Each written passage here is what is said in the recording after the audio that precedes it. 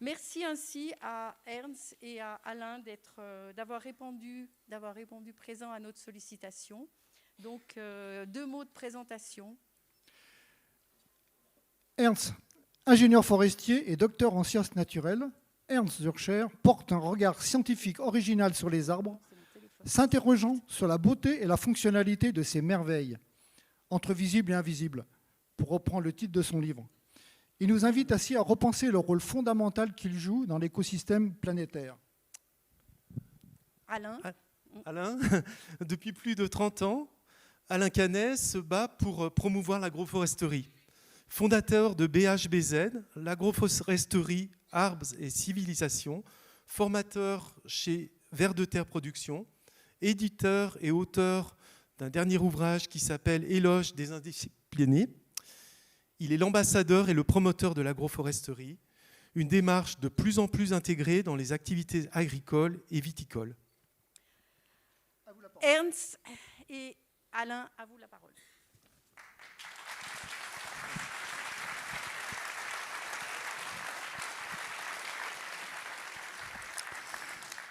Merci beaucoup. Merci d'être venus si nombreux. Je serais tenté de dire enfants de la Sahoué et les autres, bien évidemment. Merci Ernst, très clairement, d'être venu. On a de la chance parce que Ernst a passé la frontière aujourd'hui avec des trucs cachés. Parce que ce soir, vous allez apprendre des choses nouvelles qui ont été découvertes très récemment sur les arbres. Donc il a réussi à passer la frontière avec ce savoir qui lui est cher. Ernst, c'est de l'IA, hein, c'est l'intelligence des arbres. Et ça, c'est fondamental. Notre rencontre était une belle rencontre. On a fait ce livre ensemble. Ernst l'a écrit, Les arbres entre visibles et invisibles. Tu en diras peut-être 2 mots.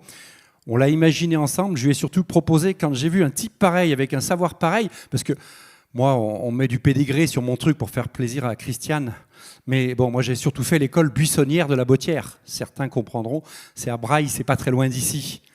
Et c'est comme ça qu'on s'imprègne vraiment du vivant. C'est quand on joue dans les trognes. Et on va en parler des trognes. Hein.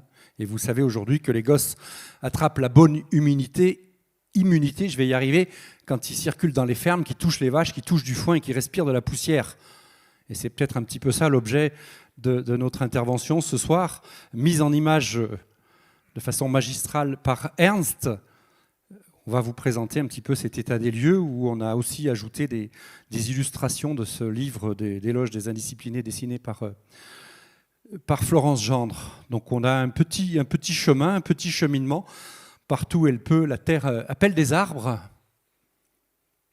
Il y a une forme d'urgence, je crois. Alors, il y a à la fois, faut décélérer. Hein, faut décélérer nos modes d'action, nos modes de pensée, nos modes de faire. Et puis accélérer peut-être un certain nombre de choses. As-tu quelque chose d'important à nous dire ? Moi, je ne sais pas. Bonsoir tout le monde. Merci d'être aussi nombreux ici. Merci à Cyclamen pour cette magnifique organisation, invitation. Et d'entrée en matière, merci aux arbres qui nous accompagnent, cette magnifique boiserie qui nous encadre, qui nous prend dans ses bras. Et ce qu'on vient de voir au sujet des arbres nous fait du bien et met tout de suite la bonne note au bon endroit. Alors, on va proposer un échange à 2, mais surtout dans l'intention d'ouvrir la discussion. On n'est pas là pour faire quelque chose ex cathedra, on aimerait surtout ouvrir la discussion, être disposé à avoir d'autres idées, de nouvelles idées de la part du public, des expériences, pour que ce soit quelque chose qu'on construise ensemble. Je crois que là, l'avenir deviendra intéressant lorsque ce sera une forme de partenariat dans toutes les formes, végétales, animales, champignons, humains. Voilà, alors la Terre appelle les arbres partout où elle peut.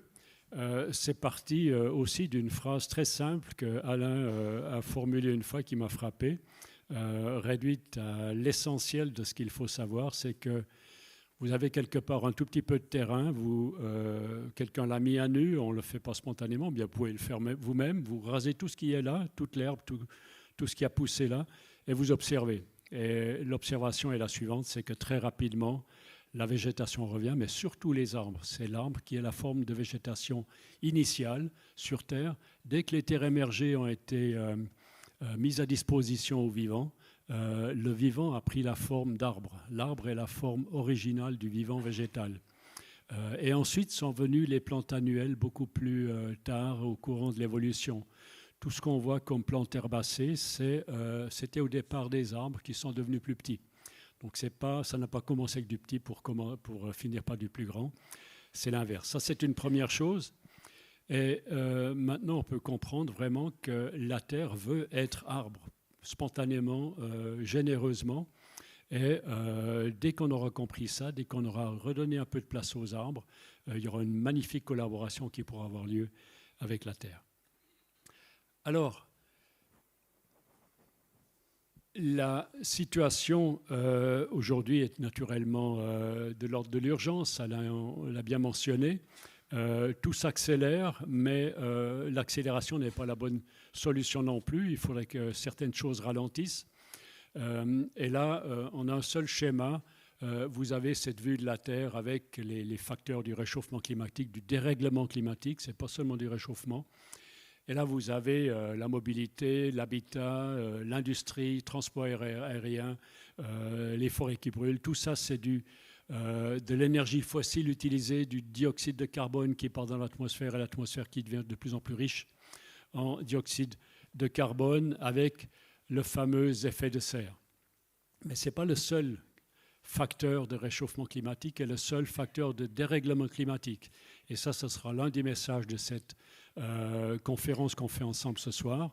Il y a un facteur beaucoup plus important que du CO2 qui augmente dans l'atmosphère et des solutions beaucoup plus rapides, beaucoup plus efficaces et des solutions beaucoup moins chères que simplement aller encore plus loin dans la technologie. Alors ici, on a déjà l'indication. Tout d'abord, qu'est-ce qu'on en a fait de cette situation? C'est cette petite fille sur son radiateur à qui on raconte, voilà, dioxyde de carbone, réchauffement, ce que tu peux faire, c'est baisser un peu ton radiateur et tu t'habilles un peu plus en hiver. Et la jeunesse, elle s'est laissée dire ça quelque temps, mais maintenant, ça suffit.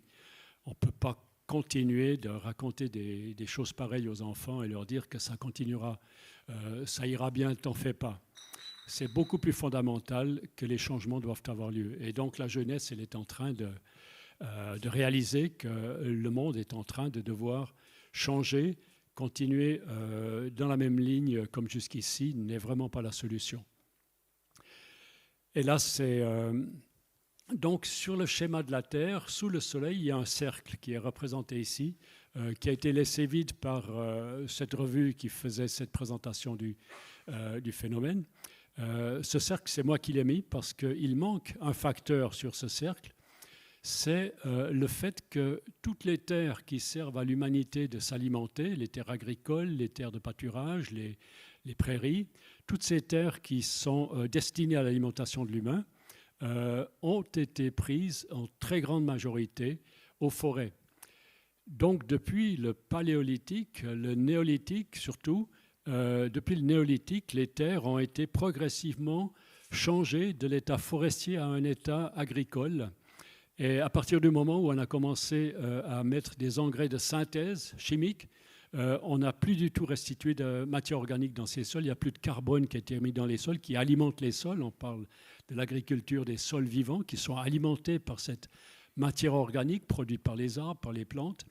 Et lorsqu'on fait ça par la chimie, les sols s'appauvrissent et deviennent de plus en plus pâles, de plus en plus pauvres et moins capables de stocker l'eau, par exemple.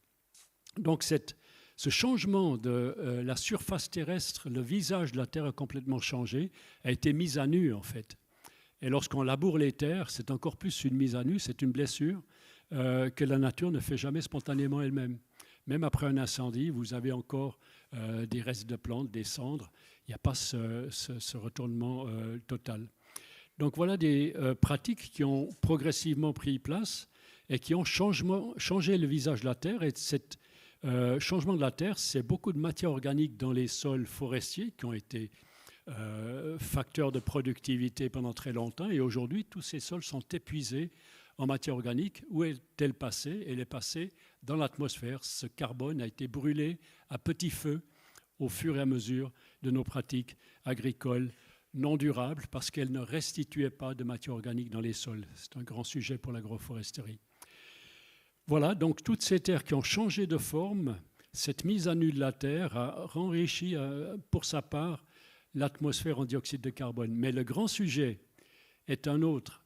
Le grand sujet, c'est que ces terres forestières d'abord, mais agricoles riches en matière organique, sont des terres qui sont capables de stocker l'eau d'une manière très efficace. C'est des éponges, en fait, qui stockent l'eau et qui la restituent au fur et à mesure des besoins des plantes. Et à partir du moment où on a eu des sols agricoles qui se sont affaissés, qui ont perdu leur matière organique, ils n'ont plus été capables de stocker l'eau. Et c'est pour ça que vous avez une Garonne qui est brune d'un bout à l'autre de l'année, parce que ces terres sont en train de partir à la mer, parce qu'elles ne stockent plus l'eau, parce qu'elles sont compactées et parce qu'elles sont soumises aux pluies qui les lessivent et qui érodent cette terre précieuse. Voilà, donc le fait que ces terres ne peuvent plus garder leur eau, les forêts n'étant plus là, ça signifie que tout le régime hydrique de nos paysages cultivés a complètement changé. Et c'est l'hydrologie, en fait, qui est à la fois l'une des autres, la deuxième cause à côté du dioxyde de carbone de ce dérèglement climatique. On parle toujours de pluie, trop ici, pas assez là. On parle toujours d'hydrologie, ce n'est pas seulement des canicules. Et lorsque on aura compris ça, c'est que on aura vu qu'il faut rétablir les cycles hydrologiques. Et là, on est en plein dans le sujet. C'est grâce aux arbres, grâce aux forêts, grâce à assez d'arbres dans les paysages cultivés qu'on pourra le faire. Alors, au départ, l'Europe, c'est pas une photo d'époque, mais ça pouvait ressembler à ça. C'était une forêt qui couvrait 80% de l'Europe. Juste les zones montagneuses au-dessus de 2000 mètres n'étaient pas forestées. Tout le reste, c'était de la forêt. On dit toujours de l'Atlantique à l'Oural, et ensuite jusqu'au Kamtchatka. Tout ça, c'était de la forêt, sauf certaines steppes du sud-est de l'Europe. Donc, changer tout ça en des terres qu'on laboure chaque année et qu'on appauvrit chaque année, ça change naturellement complètement la donne. Lisez ça dans le livre de Stéphane Durand, 20 000 ans, c'est absolument passionnant. La puissance des forêts à l'époque, on n'imagine plus, on a l'éco-amnésie à ce sujet-là, on ne sait plus comment ces forêts ancestrales étaient. Par exemple, l'esturgeon, aujourd'hui on croit qu'un grand esturgeon dans les livres d'identification fait 2,50 m, ça c'est un esturgeon mature, on pense qu'ils ne peuvent pas devenir plus grands. Eh bien, Stéphane Durand relate des faits historiques absolument garantis où on a alimenté un grand banquet avec un esturgeon qu'on n'a pas pêché, impossible, qu'on a capturé, il mesurait 13 mètres. Voilà ce qu'étaient les forêts d'autrefois, avec des esturgeons de 13 mètres, et aujourd'hui c'est à peine s'ils ont 2. Voilà, ces forêts étaient donc le visage de la terre. Et l'adjectif ou bien le substantif pour cette fonction de la forêt, c'est que la forêt constitue en fait une enveloppe de protection. Chaque fois qu'une île découverte à l'époque était devant le bateau, c'était une île forestée avec des peuples qui vivaient à l'intérieur sans avoir forcément détruit ces forêts. L'Europe tempérée était couverte de forêts et certaines zones équatoriales le sont encore. Et ça, c'est le visage naturel de la Terre. La Terre a besoin de s'envelopper de forêts. Elle met des forêts partout où c'est possible. Et là, vous avez une autre manière de s'envelopper. Est-ce que tu veux en dire un mot ? Je peux commencer. Les images précédentes nous montrent aussi de l'abondance. Et je crois que c'est important, cette question d'abondance, parce qu'il va falloir qu'elle revienne dans les terroirs et les territoires, puisque, comme tu l'as dit, l'érosion est massive, la baisse de fertilité des sols est tout aussi massive. Et si je cite Gérard Dussert, l'érosion, c'est les prémices de la désertification, donc de l'extinction de nos civilisations et des autres, fondamentalement. Le lierre, ce mal-aimé. Souvent, je dis, est-ce qu'il y a des cons dans la salle qui coupent le lierre ? Mais bon, c'est quand même là, il n'y a quand même que du beau monde ce soir, et puis que des gens qui ont pris l'adhésion à 12,50 € à Cyclamen, n'est-ce pas ? Donc forcément, des gens bien renseignés et bien enseignés. Ouais, c'est une plante qui est partout, qui est capable de s'installer dans la moindre fissure d'un mur dont on pense qu'elle fait mourir les arbres encore. Mais jamais. Le forestier le sait bien.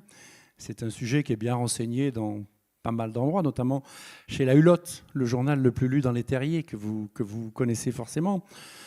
Et dans ce principe d'agroécologie et d'agroforesterie, si on veut un écosystème qui fonctionne, si on veut de la biodiversité, si on veut une chaîne alimentaire, il serait bien de ne pas la rompre.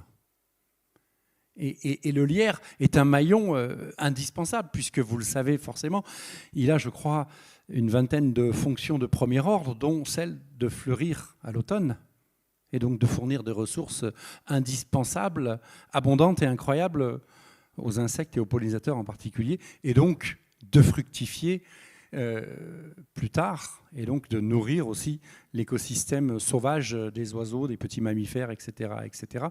En fin d'hiver, même s'il n'y a plus beaucoup d'hiver, n'est-ce pas, dans certaines régions, ça aussi c'est un petit peu un sujet un petit peu particulier. Et vous voyez sur une photo comme celle-ci, c'est peut-être, et tu ajusteras le propos si besoin, sur cette image, il y a peut-être 400 ou 500 000, on a essayé de faire des comptages, c'est compliqué de compter les fleurs et les baies de lierre, mais il y a peut-être 400 ou 500 000 fleurs et baies sur un arbre, sur un mur, sur un coin, Enfin, c'est un apport absolument massif d'une feuille persistante qui amène donc de la nourriture, qui entretient de la vie dans les sols, puisqu'une feuille persistante, vernissée, avec des idioblastes qui fixent l'humidité de l'air. Enfin, une plante compagne, somme toute, absolument incroyable. Est-ce que tu pourrais dire un mot sur le choix de l'illustration de la page de couverture? Ah oui, je pourrais. Il faut que... Ça m'intéresse. Merci. Oui, la couverture d'éloge des indisciplinés, donc pour présenter rapidement cet ouvrage que j'ai donc produit avec une illustratrice qui s'appelle Florence Gendre. On a traité 50 plantes. En réalité, il y en a 50 sur le papier, les plus détestées, ou presque. Celles qu'on arrache, le chien-dent, le liseron, le rumex, le kénopode, la jussie, la renouée du Japon, qu'on enlève encore alors que c'est une plante géniale, l'élante, j'en passe et des meilleurs. On a pris les 50 plus détestés et on leur a redonné des rôles fondamentaux, écologiques. Y a-t-il des écolos dans la salle? Y a-t-il des apiculteurs, des contemplateurs, des mangeurs? Enfin, on fera le tour de table après pour voir si vous êtes bien ici, parce que si vous n'êtes pas à votre place, on vous met dehors, hein. On a fait ce bouquin parce que notre quotidien, c'est dire le chardon m'emmerde. J'ai toujours du liseron dans mon jardin, mais c'est normal. On a tout fait pour qu'il y ait du liseron qui nous dit le sol est compacté dans telles conditions, à tel moment, pour telle raison. Le choix de la couverture, c'est pas le mien. Voilà, je le dis. C'est pas le mien parce que j'avais déjà produit un bouquin que tu connais bien qui s'appelle Plantes des haies champêtres où il y avait déjà un chèvrefeuille, qui plus est un chèvrefeuille d'Étrurie qui nous tient très à cœur dans le sud et dans le sud-ouest en particulier sur les coteaux calcaires, qui exprime beaucoup de couleurs, beaucoup de senteurs et qui est vraiment un aimant à vie, hein, puisqu'on parle un petit peu de vivant. Donc c'est un choix de l'éditrice, c'est un choix de l'éditrice aussi parce que on avait mis le voyageur qui va jusqu'au fin fond de l'Afrique et qui migre, le sphinx, aussi parce qu'on avait mis un insecte et peut-être parce que de dire qu'on doit tout aux plantes. Enfin, avec des plantes, vous faites même du vin, quoi, quelque part. Vous faites du vin, vous faites de l'atome, vous faites plein de choses, quoi. Donc on leur doit tout. Donc le choix, c'est un choix stratégique, entre parenthèses. Ce livre est sorti le 12 novembre. Si vous l'avez vu, a priori un beau livre, grand format, parce que notre volonté, c'était de faire un travail qui est parfaitement complémentaire au tien, de Francis Allais et de toute cette bande de copains, de faire un livre accessible des plantes de notre quotidien. C'est-à-dire, ces plantes poussent quand même pour la plupart sur les trottoirs. Elles poussent entre le bitume et le béton. Nous, parfois, on a du mal à les faire pousser dans le jardin. Elles poussent entre le bitume et le béton à 45 degrés.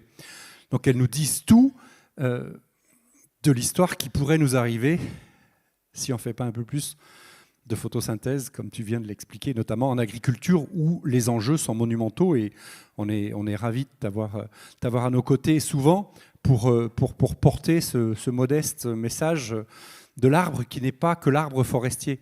C'est aussi l'objet de la complémentarité des pièces du puzzle.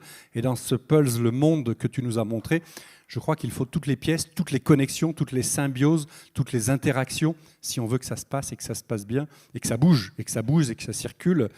Notre copain Marc-André Sellos, que vous connaissez probablement tous, nous dit bien que la vie, c'est le brassage et ça tient au métissage.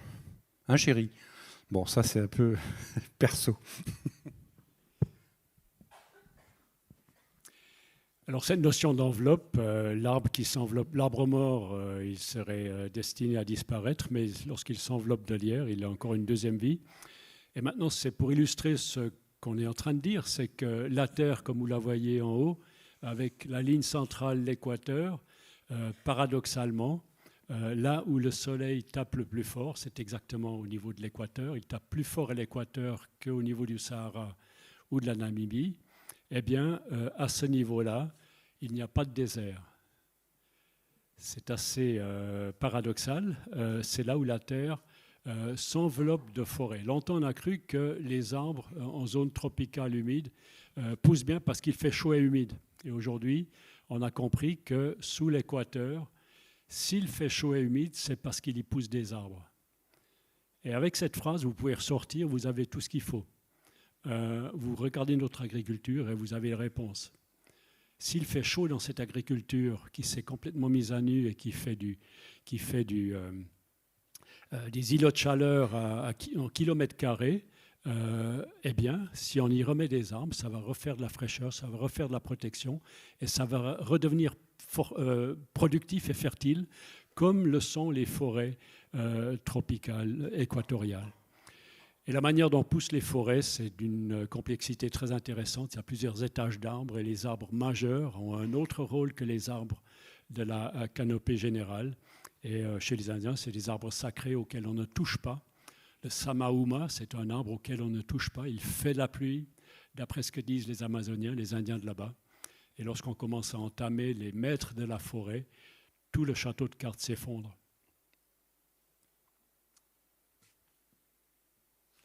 Alors là, avec cette notion d'arbres et de forêt comme protection, on a développé le terme de sylvosphère. On a réalisé que on a jusqu'ici analysé la Terre comme étant naturellement sphérique, avec la partie aquatique, c'est l'hydrosphère, la partie géologique, c'est la géosphère, on a l'atmosphère, on a la ionosphère, la troposphère, on a la biosphère. Arrêtez-vous sur le terme de biosphère. Insaisissable. Ça concerne tout ce qui est vivant sur Terre, autant liquide dans les océans qu'au sommet des montagnes. Tout ce qui est vivant, c'est la biosphère. On ne peut pas appréhender cette biosphère, ce vivant, avec un terme trop large. C'est comme une raquette avec une maille d'un seul trou. On ne peut pas accrocher ou bien agir avec un terme trop large.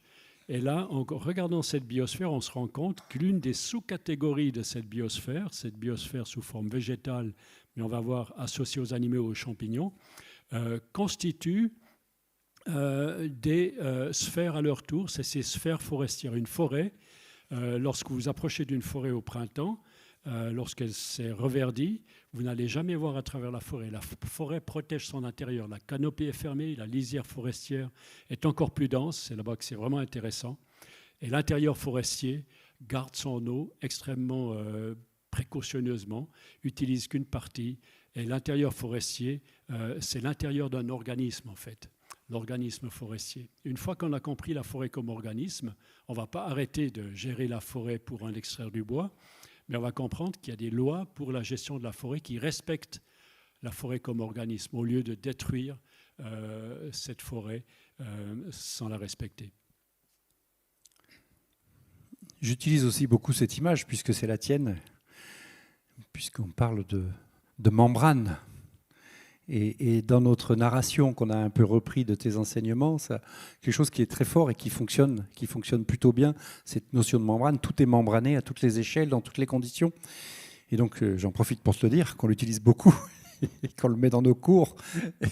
Et c'est important. Et c'est important de poser et donner à chacun quelques clés, des recettes peut-être pas, mais quelques clés de compréhension, puisque les demandes sont extrêmement fortes aujourd'hui de l'hypothèse d'un retour à la terre, par exemple, hein, dans un contexte agricole que vous connaissez, même si ici il est peut-être un petit peu plus simple que dans certaines autres types de formes d'agriculture. En tout état de cause, de savoir quel retour à la faire, dans quelles conditions, à quel moment, pour être heureux, bien dans ses baskets, gagner sa vie, qu'on fasse de la tome, du maraîchage, d'autres cultures pérennes comme l'arboriculture, la viticulture ou la grande culture, peu importe, mais donner quelques clés de compréhension, puisque tu l'as dit et on va insister un petit peu là-dessus, on est toujours à 95% des agricultures et des agriculteurs qui perdent de la matière organique. Hein, désolé de revenir un peu en arrière. Donc ils perdent de la vie, donc ils perdent du carbone, donc ils perdent de l'eau, donc de la biodiversité, donc de l'emploi, donc de la résilience. Aujourd'hui on parle de robustesse. Hein, et ça fait 30 ans qu'on a modestement démarré ces activités, une association de paysans, des associations de paysans, pardon. Donc le sujet c'est bien de je dégrade, en produisant je dégrade ou j'aggrade. L'environnement, et on y reviendra, est un problème ou une solution. On a vu passer des courriers, des trucs en ce moment un petit peu compliqués. Peut-être que la culture, la culturation, les ambassadeurs que vous êtes remettront un peu les pendules à l'heure. Est-ce que la biodiversité est un problème pour nos agricultures? Pas du tout, c'est une solution. Est-ce que l'environnement est un problème? Ben non, je ne vois pas où est le problème. Puisqu'avoir de l'eau, avoir du carbone, avoir de la biomasse, avoir de la vie, ça me paraît somme toute assez normal. Et de rajouter qu'ici, tu as bien mis la nappe d'eau entretenue et gérée par la forêt. Et je me souviens d'une intervention, je ne sais plus dans quel cours en ligne, parce qu'il en est beaucoup, un peu trop en ce moment, mais enfin ça permet aussi d'avancer. Tu disais, si les arbres consommer les arbres de la forêt, parce que quelqu'un disait oui mais les arbres ne vont pas consommer de l'eau, et toi tu as répondu très justement et très sèchement, si ma mémoire est bonne, si la forêt consommait de l'eau, il y a longtemps qu'elle serait morte. Et j'ai trouvé cette réponse. Les photos sont interdites. Hein. Oui, franchement, non, c'est une blague, monsieur, évidemment. C'est juste pour en faire rire 2 ou 3, parce qu'il y en a qui s'endorment là. Prenez toutes les photos que vous voulez, c'est fait pour, bien évidemment. Ça, c'est du Alain Canet. Oui, moi on ne se refait pas. On ne se refait pas. Les Canets, bon, on a ça dans le sang, la bêtise. On continue ? Ouais, s'il faut faire rire, je sais faire, mais je vais essayer de... J'ai le professeur à côté de moi, donc... Allez, on continue, ouais. Voilà, on continue. Bien sûr. Donc, tout le monde sait ce que c'est que la matouille, ici ? Non, parce qu'il y a quand même des termes importants. Qui sait ce que c'est que la matouille ? Levez la main.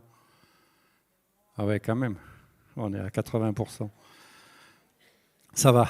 Non, parce que faut garder les bases. Hein, Karine ? Faut garder les bases. Jean-Pierre, tu connais la matouille, toi ? Putain, quelle misère. On va laisser 20% dans... Bon, cri-cri, matouille pour tout le monde ce soir. C'est la fête. Hein ? Des canons et de la matouille. Après, on va se coucher. Très bien. Bon, on parle de lisière maintenant. Cette partie la plus dense et la plus précieuse en fait de la forêt. C'est là-bas que la biodiversité vraiment explose.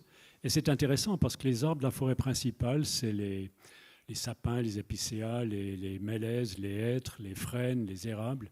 Ils ont tout de suite une croissance en hauteur. Le bourgeon terminal est un bourgeon dominant qui focalise toutes les énergies de croissance et qui permet à l'arbre de pousser rapidement en hauteur. Et il reste toujours avec le même tronc jusqu'en haut, jusqu'à ce qu'il ait atteint la hauteur maximale.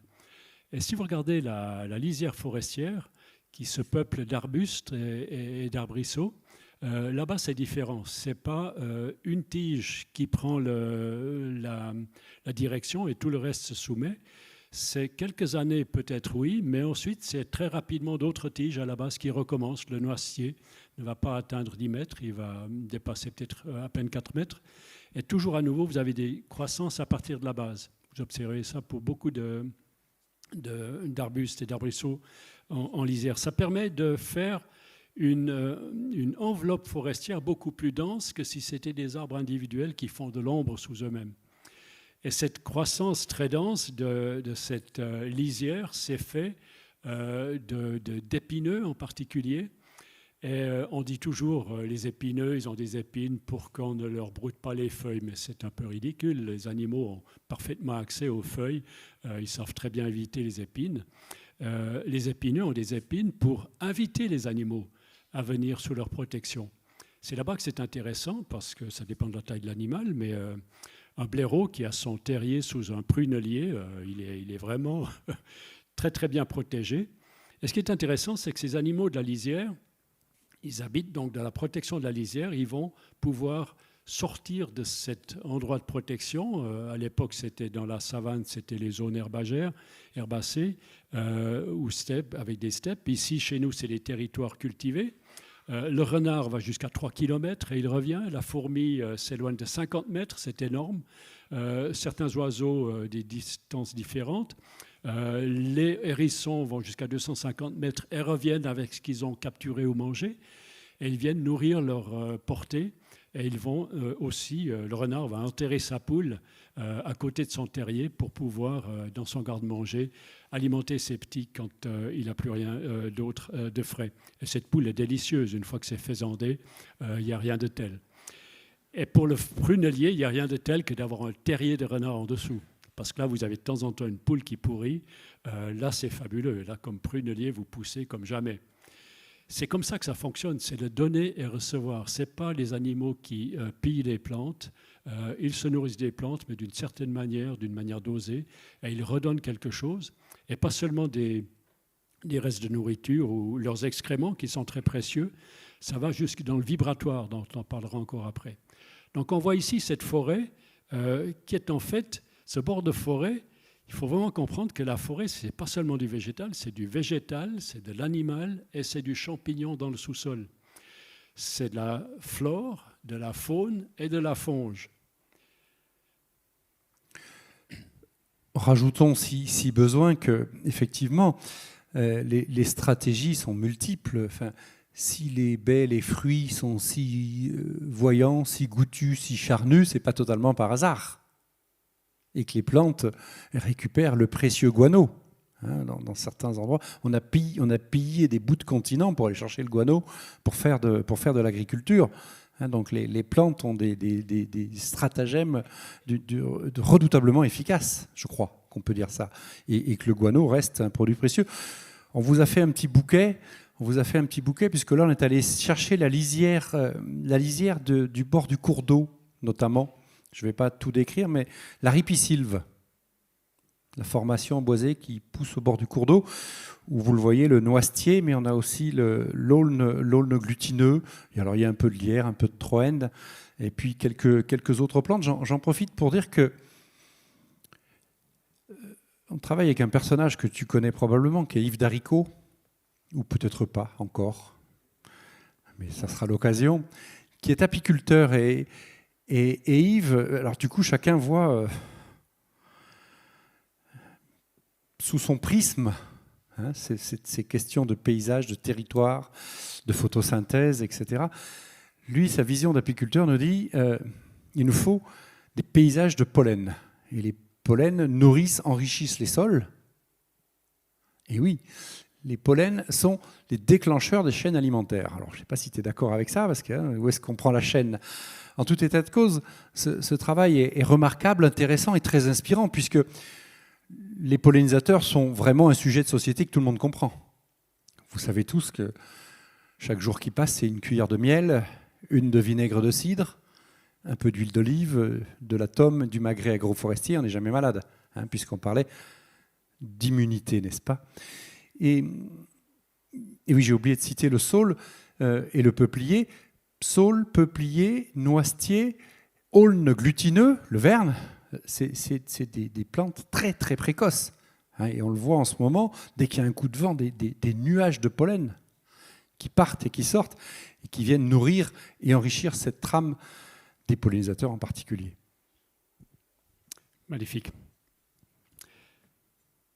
Si c'est toi qui le dis. On a l'illustration. On a beaucoup discuté au sujet de la ronce. Est-ce que tu en dis quelque chose ? Pardon ? On a pas mal échangé sur la ronce, quelque chose qui nous relie.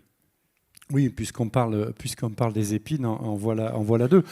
D'ailleurs, l'aubépine, souvent, ici la monogyne, on trouve beaucoup la monogyne et l'épineuse dans nos contrées, on l'appelle le pain d'oiseau. Et c'est vrai qu'un oiseau qui va nidifier dans une aubépine, personne ne va l'emmerder. Hein. C'est rien de le dire, hein. On n'y met pas la main. Lui, il passe, il rentre, et on n'y met pas la main. Donc de l'importance de cette... Je reviens à cette question d'abondance, hein, de diversité, de floraison, de fructification, de ces plantes qui, bien évidemment, sont somme toute très communes, mais pas tant que ça au final. Pas tant que ça. Et puis la ronce, on dit que la ronce est le berceau du chêne, du frêne, et qu'elle reconstruit les écosystèmes. Donc on a fait un gros travail sur la ronce, nous avons tous fait un gros travail sur la ronce, puisqu'elle aussi, comme le lierre, c'est un peu la grande négligée, ou oubliée. Elle n'est pas oubliée, parce qu'elle revient en permanence, et ses stratégies sont multiples, n'est-ce pas, pour coloniser, s'enraciner, repartir, et occuper un espace vierge, puisque, vous le voyez bien, on vient de regarder une lisière. Dans la lisière, il y a quelques ronces, mais elle n'est pas envahissante, puisqu'elle est tenue par la canopée, plante première, donc plante de lumière, qui exprime des facultés à reconstruire, à s'installer, à humecter le sol, à l'enrichir, à protéger et à poser l'oiseau pour qu'il mette une graine. Et cette graine, le chêne par exemple, va germer dans une demi-ombre qui ressemble un peu à celui de l'écosystème forestier, dans un humus riche, dans une fraîcheur tout aussi riche. Donc oui, moi j'affirme, j'espère que je ne me trompe pas, et ce n'est pas le sujet de ramener ça à la personne, on peut affirmer assez facilement que la reconquête, le réarbrement, ça te parle le réarbrement, ça te convient comme c'est un message, c'est un mot de Bruno Sirvin en l'occurrence, hein, l'auteur du Génie de l'arbre. Le réarbrement des territoires passera par la régénération naturelle assistée. On plantera sûrement 5% de ce dont on a besoin, mais ce qu'il faut, c'est laisser pousser. C'est se décompacter le cerveau parfois, parce qu'il existe des centaines de milliers d'hectares de bordures de chemins, de bordures de champs, de bordures de ruisseaux, sur lesquels on peut laisser cette régénération naturelle. Et vous le voyez bien, au bout d'un an, le cornouiller, le prunelier, l'aubépine, l'érable, le chêne, le frêne, et tout un système que l'on peut tailler, que l'on peut gérer. Et la reconquête vraiment de cette maille que l'on appelait le bocage et qu'on verra tout à l'heure, elle doit se faire, sauf dans une région comme Perpignan, encore que à Perpignan pousse du frêne oxyphile, pousse des érables de Montpellier et une plante géniale qui s'appelle l'élante, parce qu'on la déteste, qu'elle pue et qu'elle reconstruit les sols et qu'elle fait de l'humus, n'est-ce pas? Donc la reconquête passera par la ronce. Qui a goûté de la confiture de mûre s'en souvient, n'est-ce pas, hein, qui est aussi une plante dans ce travail autour de la reconquête des territoires par les pollinisateurs, fleurit l'été, quand il n'y a pas grand-chose à bouffer. Hein, les trous sont de plus en plus grands, il fait chaud, ça démarre de plus en plus tôt, et c'est le cas en ce moment, hein, etc., etc. Donc toutes ces plantes, dans leur constitution de cette chaîne alimentaire, sont vitales, je crois. Et la ronce, pour terminer là-dessus, a une fonction très intéressante. C'était peut-être pas très glorieux pour un ingénieur forestier de faire son travail de diplôme sur la ronce. C'était mon cas. C'est ton cas, oui. C'est pour ça que tu as bien tourné. On s'est bien entendu tout de suite quand je lui ai confié ça. C'était pour observer comment la nature rééquilibrait des sols, comment elle régénérait des sols après avoir été complètement perturbés par des monocultures de résineux, d'épicéas. Après une génération ou deux d'épicéas, les sols sont devenus acides, les eaux deviennent trop riches en azote, il y a une eutrophisation, etc. Ces sols sont complètement perturbés, alors que l'écosystème du lieu voudrait du mélange résineux-feuillu, ou bien plutôt du feuillu. On met à la place du résineux, ça acidifie les sols. Et dès que vous coupez ces forêts, dès qu'il y a une ouverture, une petite clairière, ou espérons pas une coupe rase, eh bien, qu'est-ce qui se passe? La ronce envahit tout. Mais c'est une bénédiction d'avoir ça, et ce n'est pas un problème. D'abord, elle sera le berceau pour ce qui va suivre, ce qui sera juste à sa place. Et d'un autre côté, elle rééquilibre les sols, elle les rebasifie. Donc l'acidité repasse du côté basique. Et vous observez sous ces sols, c'est plein de vers de terre qui régénèrent ces sols. Et c'est pour ça que ça pousse si bien sous les ronces. Donc lorsque vous avez trop de ronces, observez-les, laissez pousser ce qui veut traverser la ronce. Et lorsque vous observez quelque chose qui aimerait traverser cette canopée de ronces, vous faites un entonnoir pour que ça passe. Et ensuite, c'est mieux que de protéger les arbres contre la dent du bétail. La ronce est déjà là. Ça va, on peut passer à la suite, Continue. je pense. Voilà, ça c'est une des magnifiques illustrations de ce livre. Le jet des chênes raconte d'abord son histoire peut-être. Pourquoi est-il dans ce livre? Ou bien j'y vais? Vas-y, je t'en prie. Bon. Le jet des chênes, naturellement, est spécialisé sur les glands de chêne, on l'appelle ça comme ça. Il y a le casse-noix moucheté sur les glands du pin sambreau, de la rolle. Donc ce genre d'oiseaux sont sédentaires, ne vont pas migrer et ont besoin d'avoir leur réserve de nourriture. Donc le jet des chênes va faire ses réserves, il ne va pas manger les glands qu'il prend ici dans le bec, il va les poser quelque part, les enterrer quelque part en prévision de l'hiver. Et l'hiver venant, il va aller prélever ce qu'il a déposé dans le sol en se souvenant exactement où il a posé ses glands. Ça, c'est déjà une prouesse de l'intelligence animale tout à fait étonnante. J'ai parlé du casse-noix moucheté. Lui, il va traverser une couche de 2 mètres de neige pour aller retrouver ses cachettes à graines à travers la neige. Comment font-ils ça? Bien, le geste, c'est à peu près la même chose. Il ne va pas mettre ses glands de chêne n'importe où. Il va les placer à des endroits éventuellement favorables, je ne sais pas, à la conservation, à la germination, je ne sais pas exactement. N'empêche qu'un collègue spécialiste du chêne, maintenant, avec des écoles, organise des collectes de glands avec les écoles. Et quand il ces centaines et ces milliers de glands, ils les mettent dans des cagettes en bois et sur une souche d'arbre, pas trop au sol, parce que les sangliers viendraient rapidement les renverser et les consommer, à 1,50 m de haut, le tronc coupé, la cagette posée dessous, et il n'y a plus qu'à observer le travail du forestier, monsieur Géduchêne, qui va planter ses glands de chêne et la chênée repart de la bonne manière. Ce que je peux dire, cette image, peut-être qu'elle s'impose à nous. En tout cas, c'est dans l'objet que nous essayons, encore une fois, modestement de traiter, de parler de génie, mais pas forcément de génie chimique ou de génie civil, ou de génie technique, ou de génie informatique, ou de génie je ne sais pas quoi. C'est de génie de la nature. Alors du génie végétal, et puis du génie animal, etc. Et peut-être un peu plus de contemplation, un peu plus de recul et de l'importance de ne pas vouloir tout maîtriser. Avec le jet des chênes, on revient un petit peu en arrière sur l'idée de la ronce, parce que tout ça est de toute façon intimement lié. Il finira bien par en oublier un ou deux qui fera le chêne centenaire, n'est-ce pas, séculaire, que l'on admire, avec laquelle on reconstruit les cathédrales qui brûlent. De l'importance aussi de ce renouvellement. On est dans beaucoup de régions, dans beaucoup de contrées, sur un patrimoine vieillissant qu'on ne régénère pas, qu'on ne renouvelle pas, et qui finalement pourrait se faire naturellement si on laissait faire. Donc ça veut dire aussi probablement beaucoup moins d'intervention. Ce temps de la contemplation, de l'observation, c'est un petit peu moins d'intervention parce que ces mécanismes sont en place et à nous de les accepter, de les traduire. Il est vrai, et vous allez apprendre un truc extrêmement important ce soir, plus toutes les révélations, et vous le savez déjà, c'est que le génome humain est bien plus faible que celui d'une moindre plante. Et Axel Kahn nous l'avait dit à l'époque, quand il avait découvert ça, même s'il ne faut pas les comparer, quand il avait découvert ça, il avait dit, mais décrypter le génome du riz, il est supérieur à celui de l'homme avec un grand H. La femme, je ne sais pas, je sais que le génome de la femme est un peu supérieur à celui de l'homme, mais on n'a pas complètement fini le décryptage. Mais on sait qu'il est supérieur, ce qui est déjà énorme. En tout état de cause, Axel Kahn avait dit, ouais, c'est quand même assez incroyable.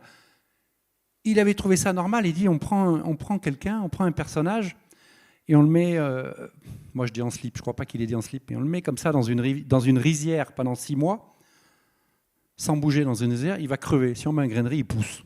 Voilà. C'était le décryptage du génome du riz.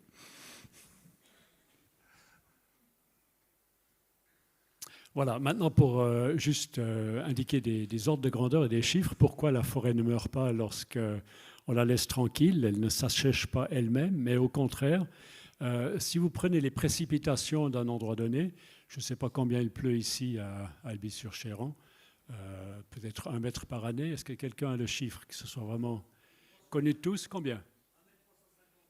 1,350 m, hein, presque 1,5 m. C'est pas mal, c'est beaucoup d'eau à disposition, donc ça reste vert généreusement toute l'année.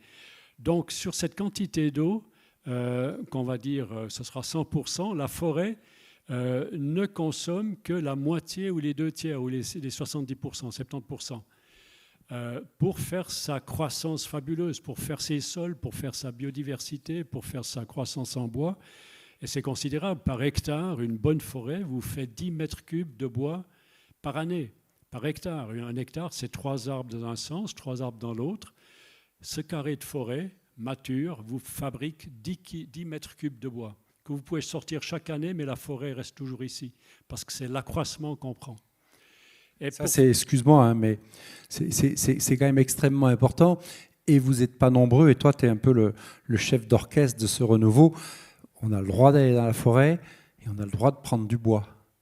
C'est ce que tu viens de dire, et je suis désolé d'insister, mais parce qu'à force de tout sanctuariser, on ne fait plus rien. Donc il faut... nous, on fait partie de la nature. On n'est pas obligé de faire n'importe quoi, on n'est pas obligé de faire des coupes rases, on n'est pas obligé de faire de la monoculture. On peut tirer tous ces enseignements-là, mais rentrer, prélever du bois. En plus, ici, on est bien placé pour en parler, et tu nous as enseigné aussi... il y a fort longtemps. Du coup on n'aura que des questions pleines de bon sens, puisque dans une salle dans laquelle il y a du bois, on réfléchit mieux, on est plus posé, et notre rythme cardiaque se stabilise. Pardon de t'avoir coupé. Mais c'était des trucs de toi. Coupons-nous ainsi, c'est fabuleux. Oui, alors, et cette gestion forestière, on appelle ça un couvert continu. La forêt ne disparaît jamais, on prélève ponctuellement ou bien par petite surface, par petites clairières, mais sans que le continuum forestier ne soit perturbé. Et c'est ainsi qu'elle garde son humidité. Donc 100% tombe sur la forêt, sachant que ces nuages ont été fabriqués, produits par la forêt en majeure partie. Et les pluies sont provoquées par la forêt aussi, des nanoparticules qui partent dans l'atmosphère. Cette pluie arrive, la forêt utilise la moitié ou les 2/3 pour son propre fonctionnement, et 1/3 et la moitié va entrer dans le sol, diffuser dans le sol, être filtré parce que les plantes et les champignons vont extraire tout ce qui est intéressant dans cette eau qui est en train de descendre pour alimenter les champignons et les plantes.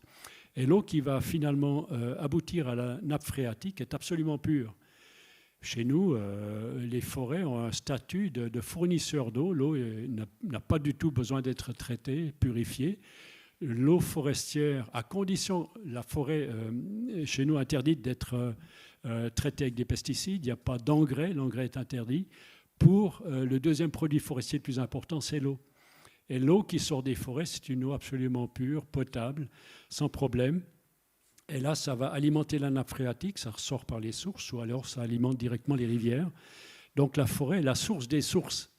La forêt est la source des sources, et ces rivières, lorsqu'elles ont accès à l'océan et même aux lacs, aux océans, c'est l'endroit où vous avez une autre forme de migration, c'est la migration des poissons qui descendent et qui remontent. Ils remontent pour le frais.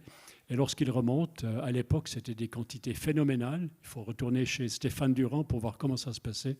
C'était des tonnes et des millions de poissons qui remontaient les rivières. Et ils venaient se reproduire en amont, dans le petit gravillon. Et là, c'était la fête pour toute la faune, parce que le poisson arrivait, c'est comme le marché, et on allait se servir. Ces gros poissons qui venaient de se reproduire allaient mourir ici et alimenter toute la chaîne alimentaire.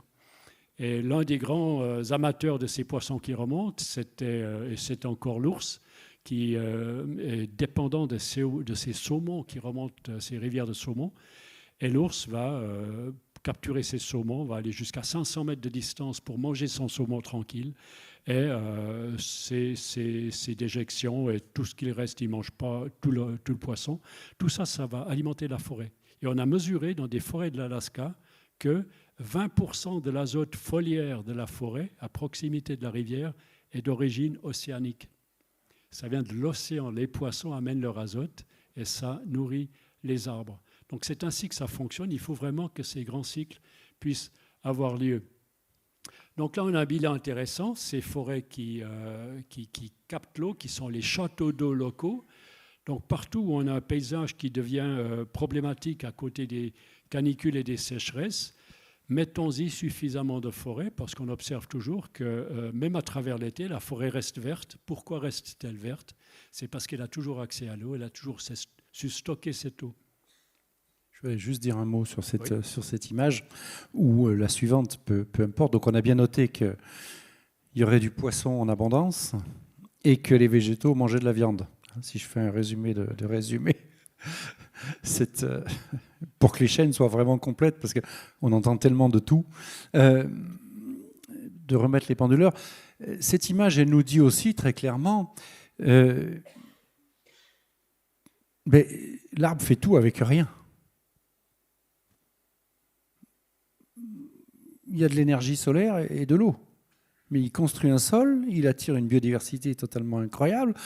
On parle beaucoup de climat, mais là, pour le coup, des microclimats tout aussi importants, produit des matériaux renouvelables à l'infini, puisque le modèle de l'arbre comme modèle de développement durable, c'est quand même le meilleur. Les autres, ils ont des rendements bien plus faibles. Avec strictement rien, l'arbre fait tout. Finalement, j'aime bien la phrase d'Hervé Coës qui dit ces principes de la forêt, des agroforêts, des forêts domestiques, peu importe, c'est l'art d'apprivoiser le soleil pour cultiver la pluie.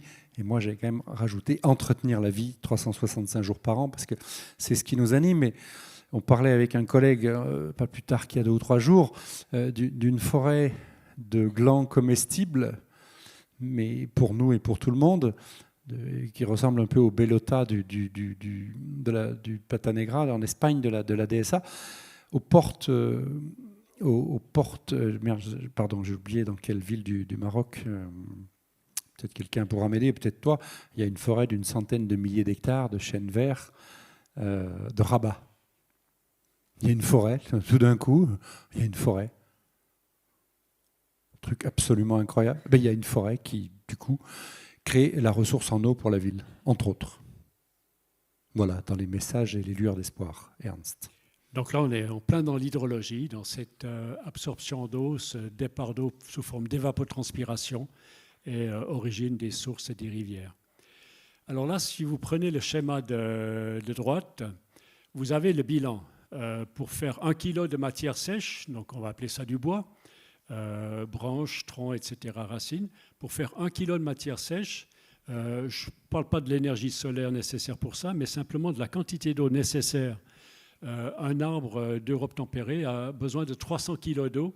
Chaque essence a un peu son bilan hydrique pour faire son bois. Pour faire simple, je prends 300 kg d'eau. Pour faire 1 kg de matière sèche, la plus grande partie va être évaporée, va faire du nuage et qui va de toute façon revenir sous forme de pluie.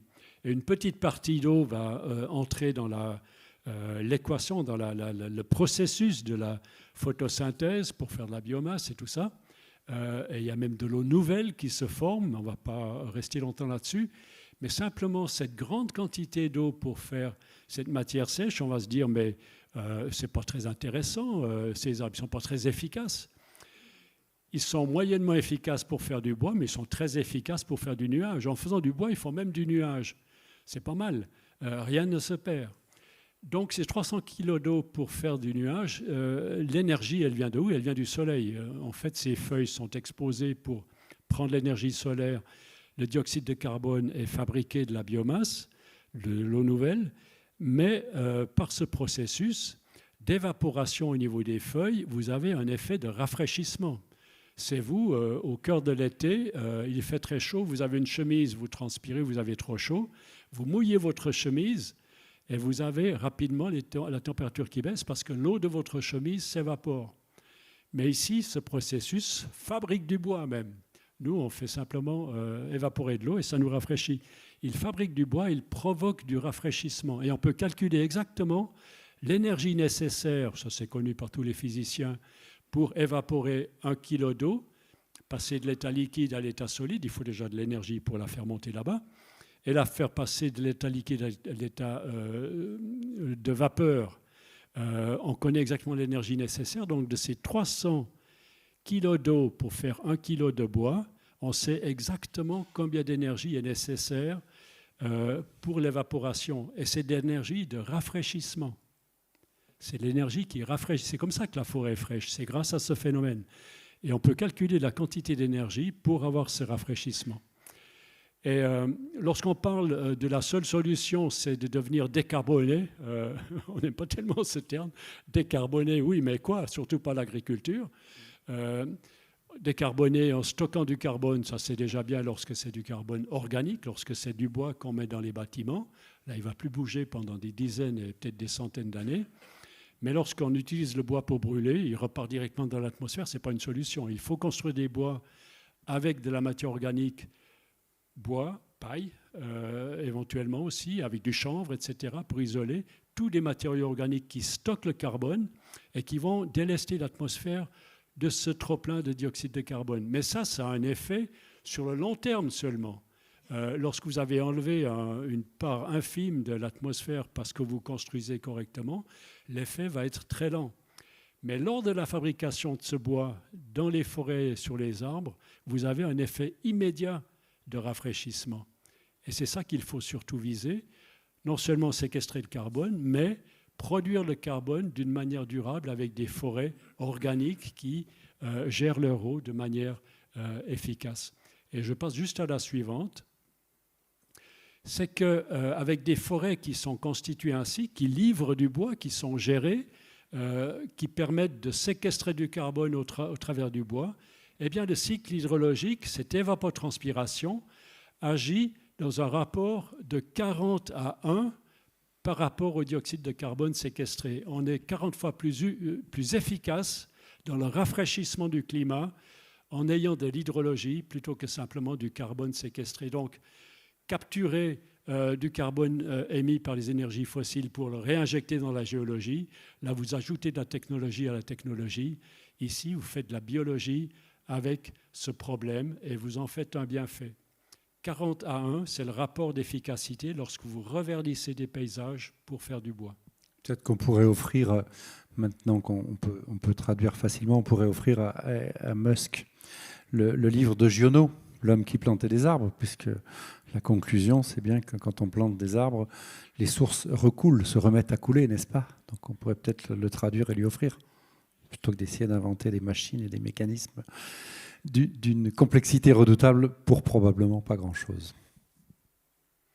Et il y a un arbre qui pourrait l'inspirer, c'est le chêne, parce que c'est l'arbre qui est associé à la planète Mars. Mais le chêne préfère pousser sur Terre. Et si vous observez les bourgeons du chêne, c'est une découverte géniale d'un scientifique qui avait une inspiration incroyable. Il a photographié des milliers de bourgeons en ayant l'intuition que ces bourgeons changent sans arrêt de forme légèrement, parce qu'au printemps, il y a eu un changement de forme magistral où le bourgeon s'ouvre. Donc il a calculé le facteur de forme de ce bourgeon. Il s'est rendu compte que tout au long de l'hiver, ce bourgeon pulse comme un cœur. Tous les bourgeons de tous les arbres pulsent comme des cœurs, sachez ça. Eh bien, le chêne, il avait un bourgeon qui pulsait avec une période de 15 jours, une fois allongé, une fois aplati, une fois allongé, aplati, 15 jours de période. Et il s'est rendu compte, c'est lorsque la Lune est alignée avec la planète Mars ou en opposition avec la planète Mars. Une découverte géniale que les anciens alchimistes connaissaient déjà, mais lui, il l'a démontré d'une manière nouvelle. Voilà. Alors, qu'est-ce qu'on fait de ce genre de paysage? Qu'est-ce que tu en dis? Chacun est libre d'apprécier la diversité de ces formes ou de ces difformes. Je ne sais pas. Ce qui est sûr et probable, c'est que je crois qu'on commence à savoir ce qui ne marche pas. Et de l'importance de préciser ce qui pourrait fonctionner, puisque de par le monde, la copie pour le côté de l'agriculture est plutôt bien étayée. Dans l'Hexagone, par exemple, on a aujourd'hui 25 000 fermes sous indicateur de résultats en agroécologie. Donc en agroécologie ou en agriculture régénérative outre-Atlantique, qui stockent du carbone, qui aggradent les sols, qui produisent de la biodiversité, qui font avec, et pour lesquels la monoculture a disparu, très clairement. Ou une culture unique, tel un champ de blé qui reste le sol nu après la récolte. Je ne dis pas que ce n'est pas ça qu'il faut faire, je dis juste qu'on peut tirer les enseignements du manque de diversité, donc de résilience, donc de robustesse. Donc, aujourd'hui, on parle, si ma mémoire est bonne, de plans d'agriculture durable ou quelque chose comme ça, ou les PAT, les plans d'agriculture ou de plans d'alimentation de territoire. Enfin, je ne connais pas le vocabulaire par cœur, mais quand on produit que du champagne ou que du blé, on est obligé d'aller puiser dans d'autres territoires extrêmement loin, souvent, dans des conditions avec du stockage, du transport. Donc, il y a probablement, et on le voit dans le mouvement de fond de la réinstallation de maraîchers, de petits élevages, etc., qui devra s'amplifier, pour lequel il faudra, je pense, une réforme profonde qui me dépasse totalement sur le foncier, sur l'accessibilité du foncier, n'est-ce pas ? Ça doit parler à certains. Mais cette agriculture que j'aime à rappeler, qui protège, qui produit, qui prévient, qui perdure, qui est une agriculture du plaisir et du partage, elle existe, il faut très rapidement continuer de la mettre en perspective. Et ça veut dire que c'est un objet qui nous regarde, et je ne vous cache pas qu'on est en train de réfléchir à un élément d'identification, ça s'appelle une appli, je crois, pour identifier les produits de l'agroforesterie.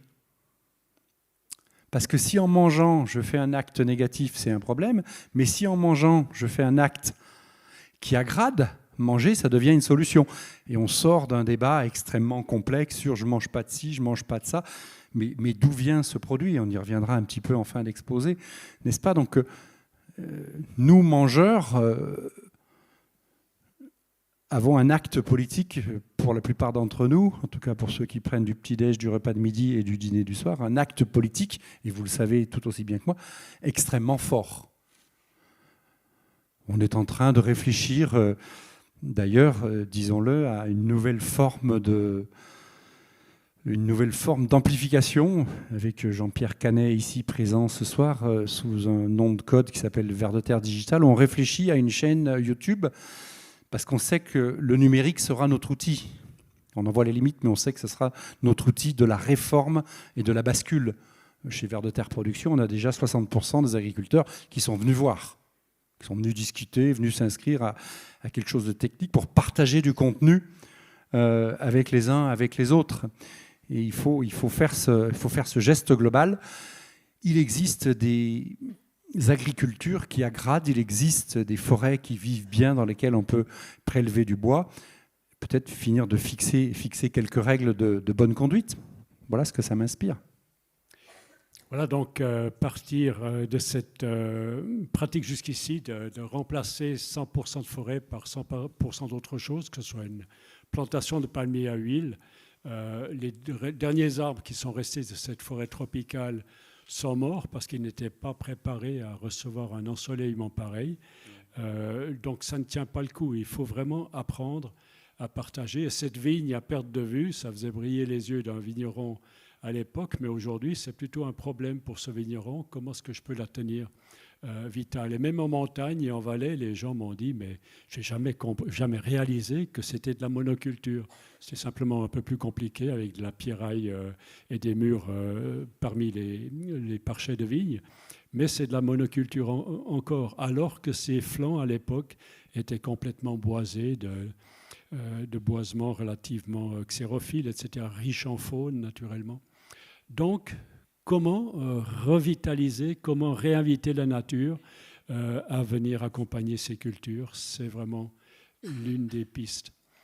Voilà, j'aime bien cette photo. Ces deux modes de terre, tu me corrigeras si c'est comme ça. On peut carrément les prélever à quelques dizaines de mètres l'une de l'autre. L'une, c'est dans un champ cultivé depuis un certain temps avec des engrais de synthèse, ça s'affaisse. labourée aussi. Et l'autre, c'est une haie ou une forêt qui est restée intacte. Et là, vous avez toute la formation du sol qui a continué. Et la quantité de matière organique se mesure au degré de noirceur de la terre. Une terre très sombre et très riche en matière organique, c'est très riche en vie. Donc, comment passer de l'une à l'autre? On va continuer. Il nous reste 10 minutes. Mais comment passer de l'une à l'autre? Mais oui, voilà. Le projet a été un petit peu énoncé, mais je crois que cette idée, alors est-ce qu'elle est judicieuse ou pas, mais cette idée de copier le modèle forestier en agriculture, il est hyper intéressant. Un maximum de photosynthèse, des plantes en permanence. Vous connaissez peut-être la formule, hein, sol nu, sol foutu, sol couvert, sol prospère. Et il est bien évident que ce soit un sol de culture, de prairie, de forêt ou de haie, c'est vers cette tendance-là qu'il faut aller. D'ailleurs, ça permet de redonner aussi des lettres de noblesse à la prairie et à l'élevage, hein, de montrer que parfois un peu trop décriée, cette agriculture de la gradation, elle existe, elle est un petit peu plus complexe à mettre en œuvre, mais aujourd'hui, elle demande à être amplifiée. Voilà ce que je peux dire. Ah, le ver de terre. Le ver de terre. Beaucoup de choses passent aussi dans le tube digestif du ver de terre et dans son gésier, puisqu'on parle de cycle, de grands cycles, que ce soit de l'eau, du carbone, de l'azote et du reste. Alors c'est vrai que c'est un peu le porte-drapeau de notre centre de formation. Ce que je peux dire avec certitude, c'est que c'est un excellent indicateur, puisqu'aujourd'hui, il faut bien qu'on rentre dans un indicateur de résultats. Les moyens, ça ne suffit pas. Je fais ci, je ne fais pas ça, etc. Le résultat, et là je reprends et je cite Hervé Covès, parce que la formule me convient bien, les vers de terre, c'est l'équivalent de 2 steaks par mètre carré. Bon, apparemment, 2 steaks, c'est 250 grammes. Je n'ai jamais vérifié. Mais 250 grammes de vers de terre au mètre carré. Et là, on a vraiment des écosystèmes forestiers, des écosystèmes agricoles qui fonctionnent bien et qui carburent. Alors, la blague dit qu'ils ne sont pas aux 35 heures, qu'ils ne s'arrêtent pas les jours fériés, etc., etc., etc. De rappeler que les vers de terre, comme beaucoup de monde, consomment de la matière fraîche. Ça consomme des feuilles, ça consomme des brindilles. On parlait de la paille, etc., etc.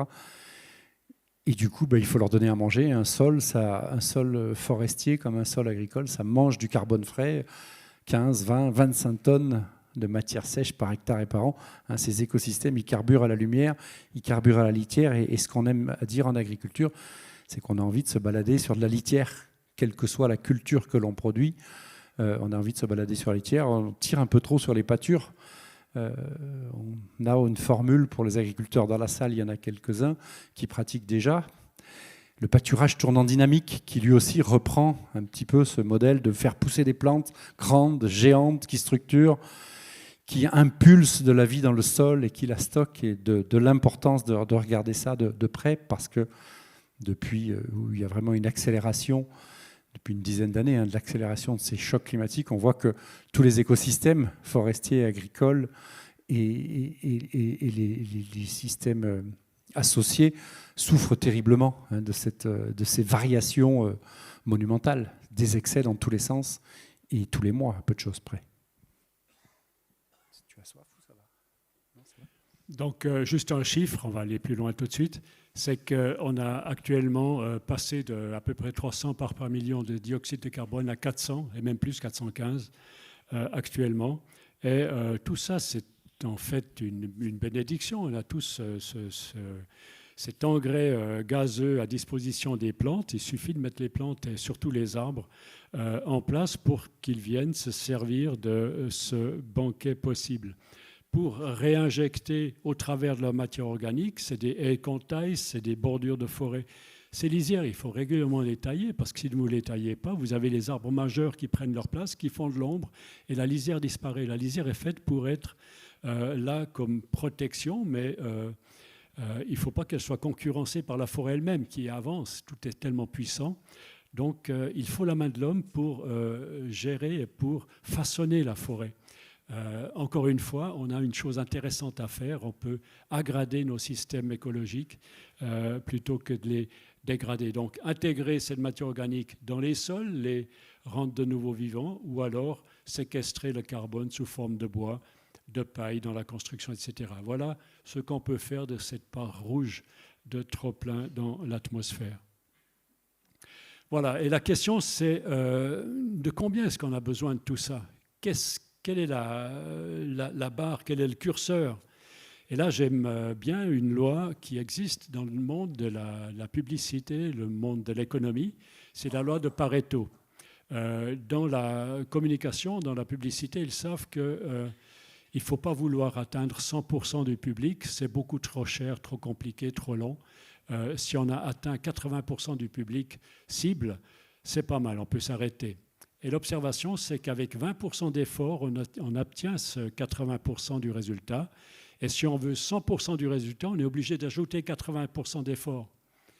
Et les imbéciles, c'est ceux qui veulent 100% du résultat. C'est ceux qui ont changé 100% d'un paysage forestier en un paysage purement agricole, artificiel.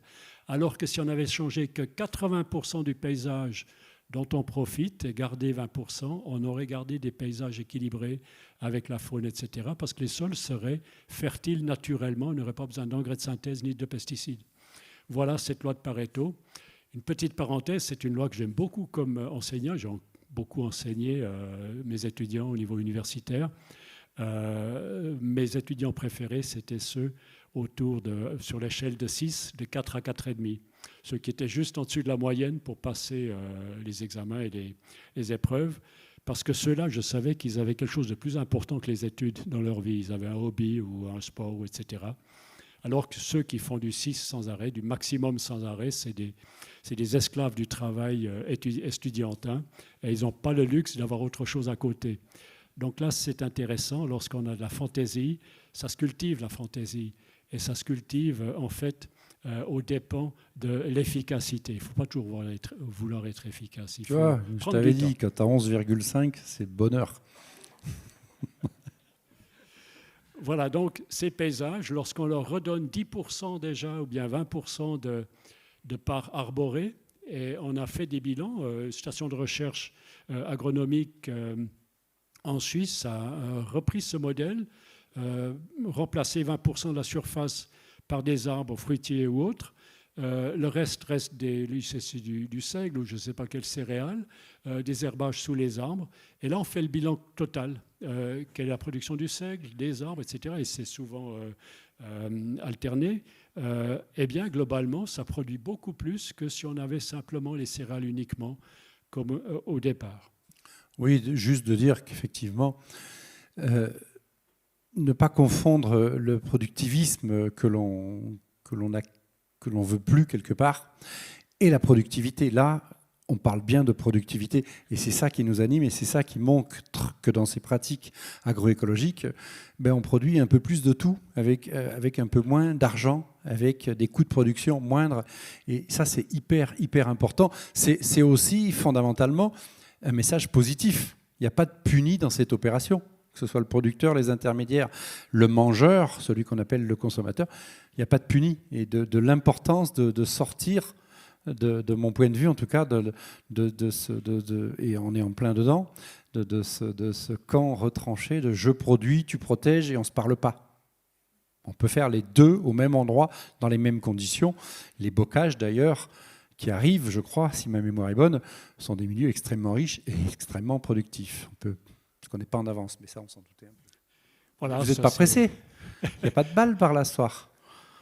C'est à peu près ce qu'on a vu avant, mais des bocages qui sont restés comme autrefois, avec aussi des pâturages, la vigne qui est de nouveau accompagnée de petits boisements, de haies. Pour la vigne, l'idéal, c'est que partout dans cette vigne, on entende des oiseaux, parce que les fréquences des oiseaux sont favorables aux plantes. Donc voilà à peu près les critères.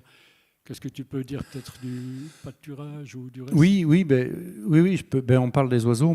J'entendais parler de chauves-souris, des premières sorties de chauves-souris ces jours-ci, qui font un boulot absolument incroyable et remarquable. Et quand elles ont des points d'accroche et à manger, sont d'excellents épurateurs. Donc épurer une vigne, une prairie ou je ne sais quelle culture par des chauves-souris pour en récupérer le guano, on a mesuré entre 4 et 500 kilos de guano par hectare et par an. On a essayé de faire ces mesures avec Marc-André Sellos, notamment. ça vaut ce que ça vaut.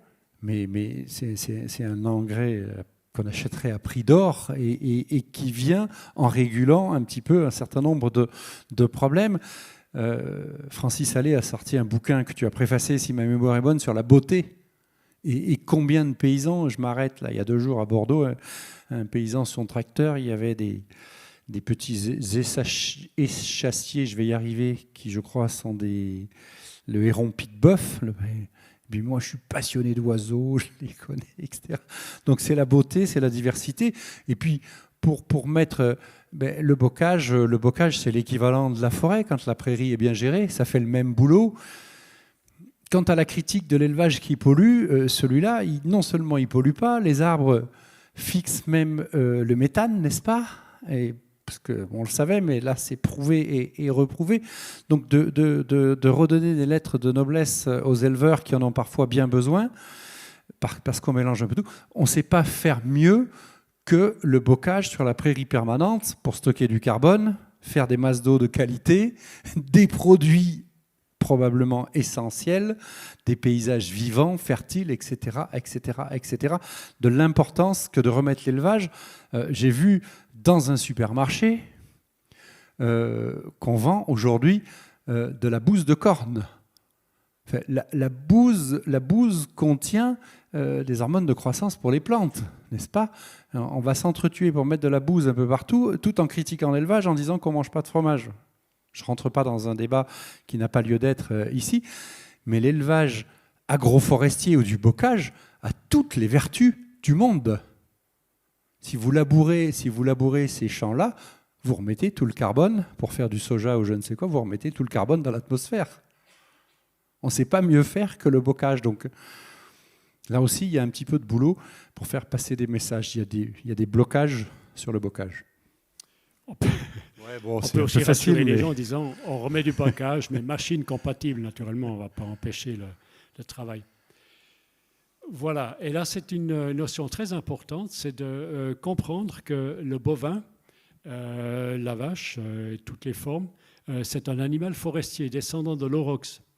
Et sachant que la vache est un animal forestier, ça vous fait réfléchir sur la manière d'élever la vache, de tenir la vache, de nourrir la vache, le bovin.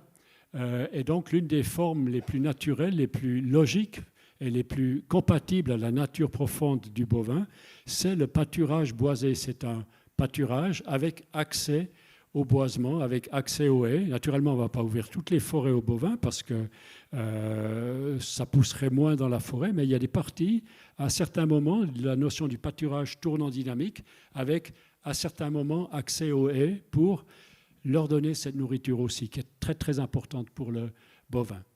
Et on a des connaissances très pointues là-dessus qui viennent de sortir, Jérôme Gouste, sur les arbres fourragers. Avec quelle essence nourrit-on les animaux, quels sont les effets. Et ça intéresse à la fois les animaux qui s'en nourrissent, mais nous-mêmes, c'est très intéressant. On peut faire de la salade avec des feuilles de tilleul quand c'est au bon moment. Ça nous concerne aussi. Et ceci, c'est une chose importante. On peut aussi produire énormément d'aliments avec cette manière de gérer les plantes en bordure de pâturage. Peut-être que tu vas dire quelque chose des trognes qui sont...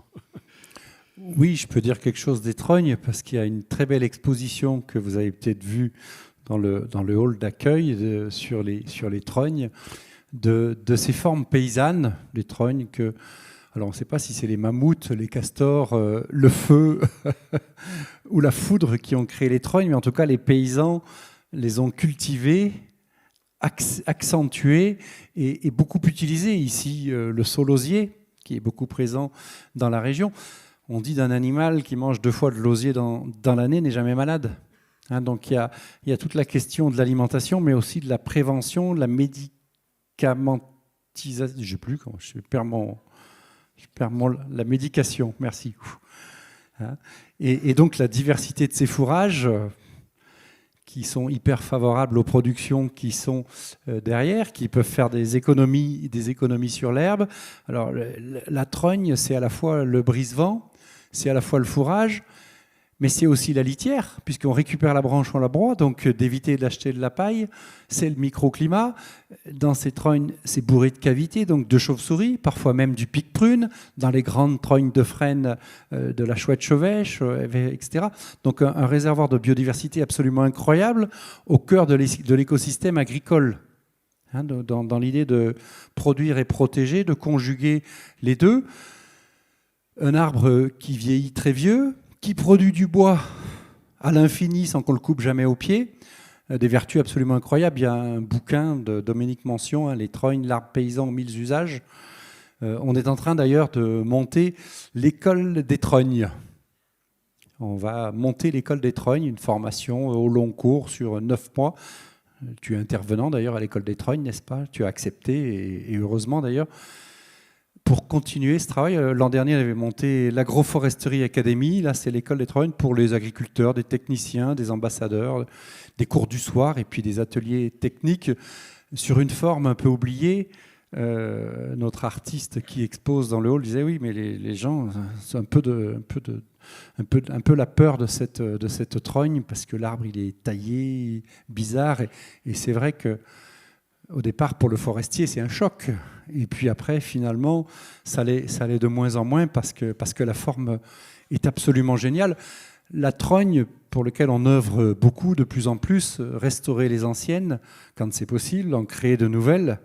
Fait des trognes à Rumilly, non? Par là-bas.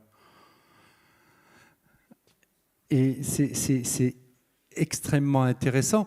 La trogne nous dit aussi, l'arbre est mon outil de production et on l'assume comme tel. On ne va pas faire du bois d'œuvre, hein, on va pas faire mais par contre, on va faire une biodiversité incroyable, on va faire de la fertilité, ce n'est pas les mêmes usages.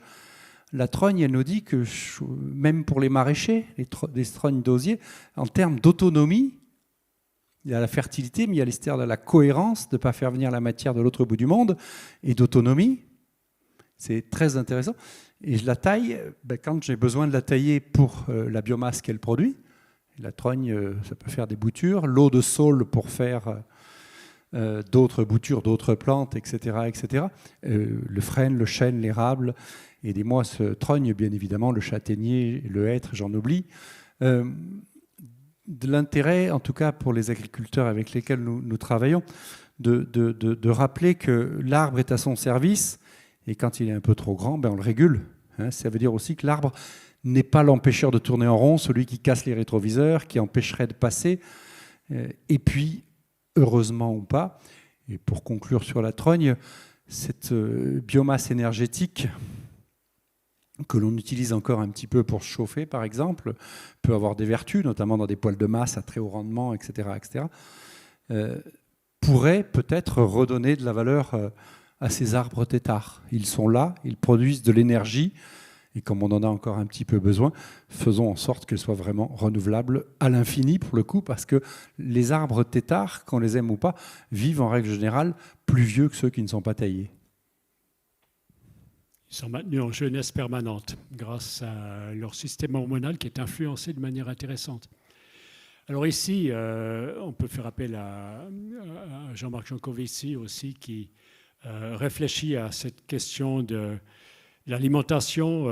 Est-ce qu'on continue de manger de la viande, de bovins, etc. On a vu ce que les bovins sont effectivement.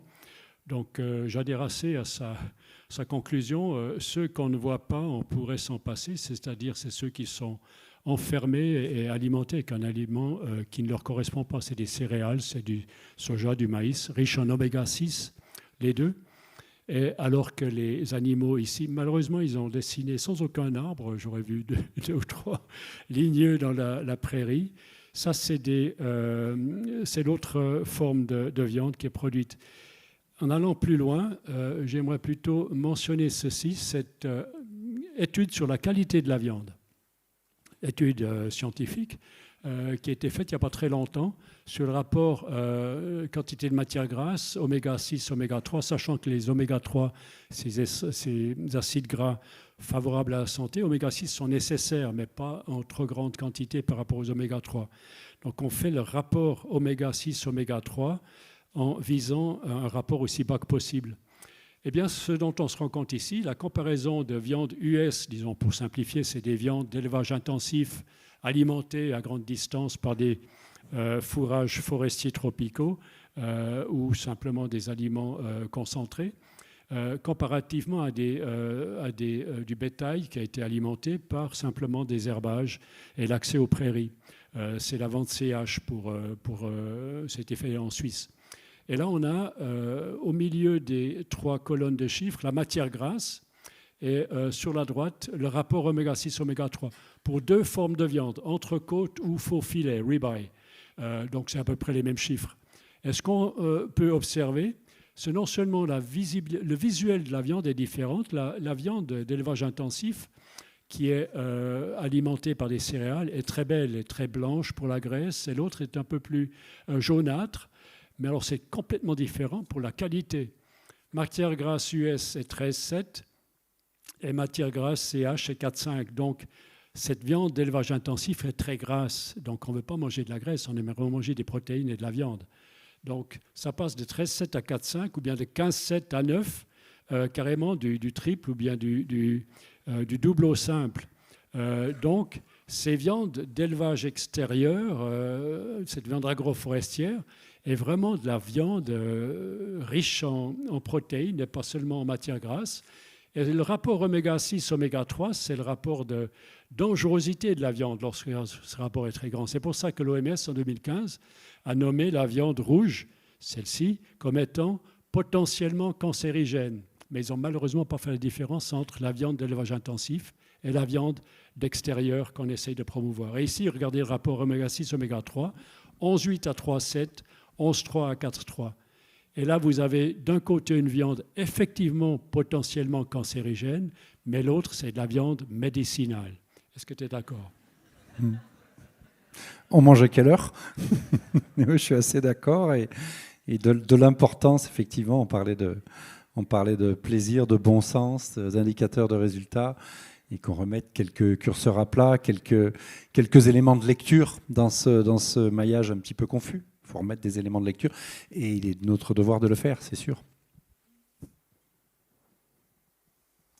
Voilà, alors faisons appel à la profusion. La nature ne demande qu'à nous étonner, à nous remplir de floraisons, de fruits, d'insectes, de bruissements.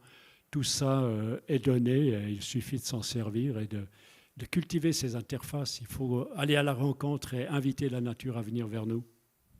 On va inviter le public à venir vers nous maintenant, si vous le voulez bien. Merci pour votre attention. Merci beaucoup.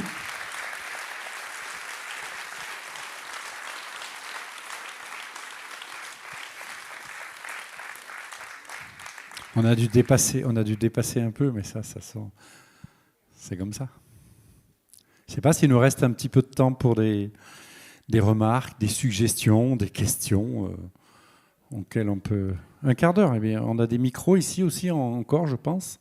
On peut faire circuler comme vous voulez.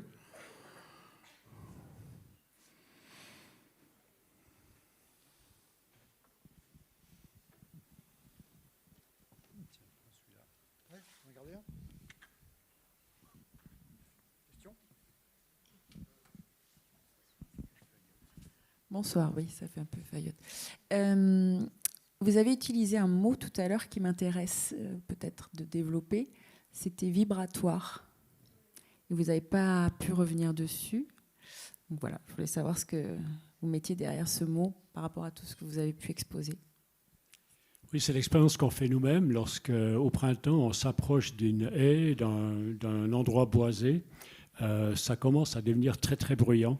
Ou bien lorsque, mon expérience personnelle, j'ai vécu 4 ans en Afrique et ensuite dans d'autres continents aussi, vous êtes dans une forêt tropicale et le soir à 6 heures, c'est la mise en route du tch toute la nuit, et à 6 heures du matin, ça s'arrête et ça continue beaucoup plus doucement.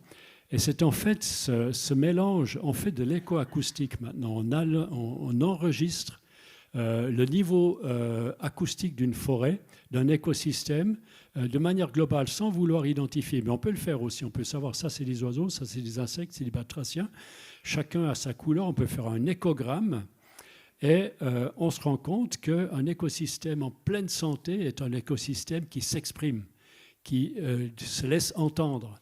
Et c'est ce qui nous fait du bien au printemps lorsqu'on s'approche d'une forêt, mais on est complètement submergé par ça, ça nous fait vibrer, ça agit ici, ça agit partout. Tout notre système hormonal est animé par ça. Et maintenant, on arrive à mettre des chiffres là-dessus. On s'est rendu compte que là où il y a des oiseaux qui chantent, ça pousse mieux. Et même une étude israélienne a réussi à découvrir que lorsqu'une abeille s'approche d'une fleur, l'onagre en l'occurrence, le bourdonnement de l'abeille, parce qu'on a pu répéter ça techniquement, le bourdonnement de l'abeille dans ces fréquences-là augmente la quantité de nectar et la teneur en sucre. La fleur se fait chatouiller par l'abeille, par le bruit de l'abeille. On se fait chatouiller par le chant des oiseaux, ça nous émerveille, mais les plantes aussi. Et il y a un système de fertilisation des plantes qui a été développé à partir de cette découverte. C'est le sonic bloom, la floraison sonique, c'est-à-dire on donne des sons à des cultures d'orangers. C'est écrit dans un des livres qui sera disponible sur la table. C'est À l'écoute de la forêt, ces livres bleus.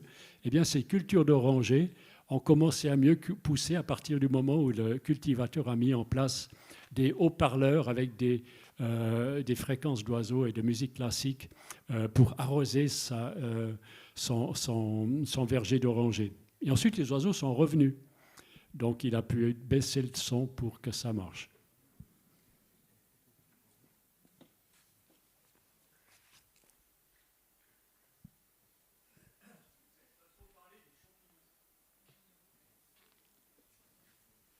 Alors, les champignons, on a beaucoup parlé, on n'a pas pu parler de tout, alors parler un peu des champignons.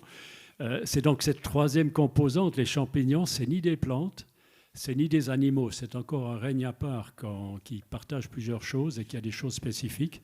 Et disons, l'essentiel, c'est de savoir que les champignons s'associent aux arbres. Tous les arbres ont des champignons au niveau des racines et ils font des partenariats, des mycorhizes. Et on a un joli mot pour caractériser ça. Les champignons sont capables d'acheminer l'eau beaucoup plus efficacement que les arbres eux-mêmes. Et les arbres font pousser les champignons grâce au sucre que les arbres leur font parvenir par leur photosynthèse.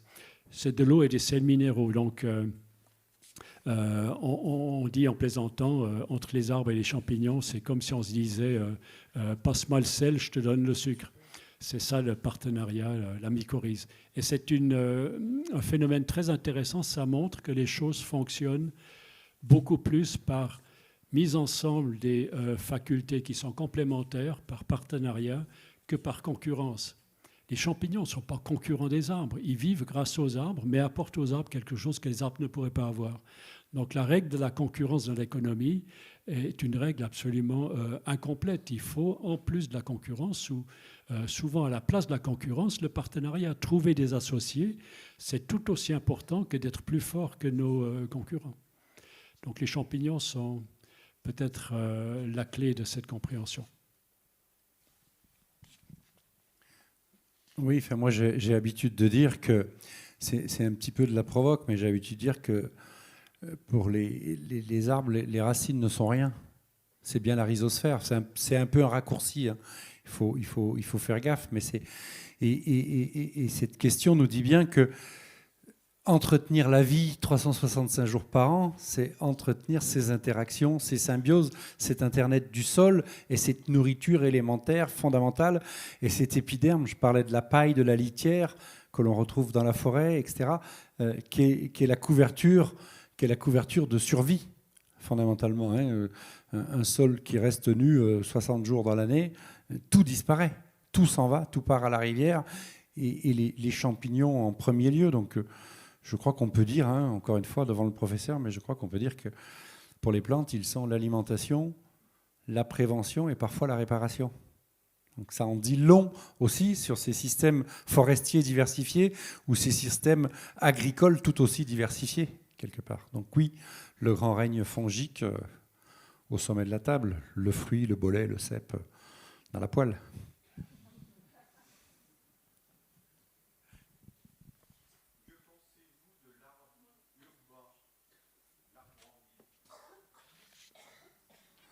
Alors là, je vais vous faire ma réponse. je ne connais pas un arbre qui soit adapté à la ville. J'en ai jamais vu. Et pourtant, j'en ai cherché. Je ne parle pas du parc, hein. Je parle de la ville, ses rues, ses réseaux, ses infrastructures, son béton, son bitume, ses voisins, ses contraintes, ses contradictions et sa gestion. Je ne connais pas d'arbres qui soient adaptés à la ville. Ils ne sont pas faits pour ça.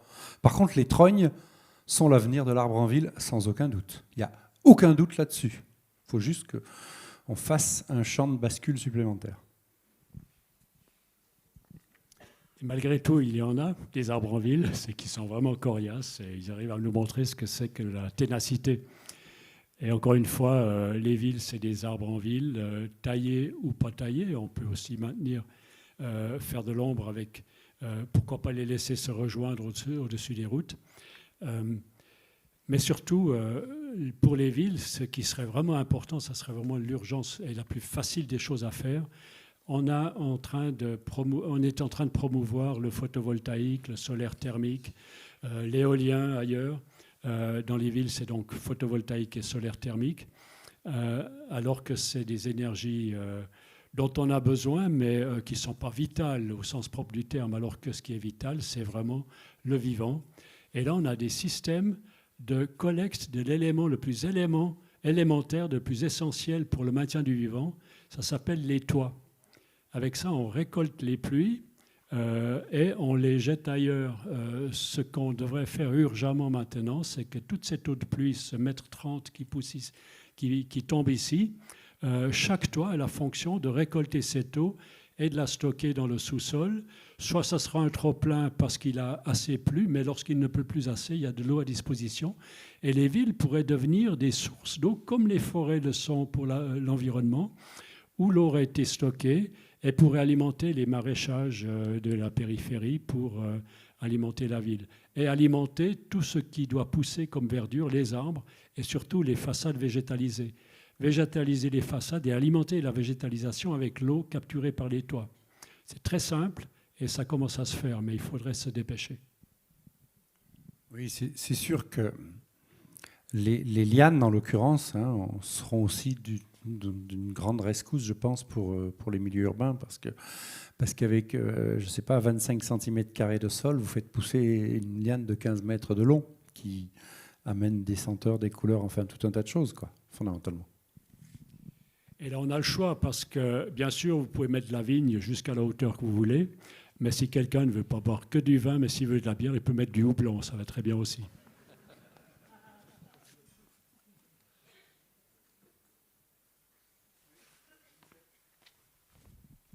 parlait d'un renoué du Japon tout à l'heure.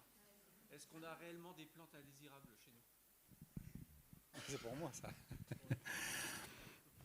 Non, je crois pas. Non, je crois pas. Je crois pas, ou si peu. Alors bien évidemment, ce que je vais dire, comme pour l'arbre en ville, il faut prendre quelques précautions d'usage, mais en l'occurrence, c'est vraiment l'objet de mon bouquin. Moi, j'en ai pas vu, et pourtant, je les cherche, et je les cherche encore. La renouée nous dit, ta masse d'eau est totalement polluée.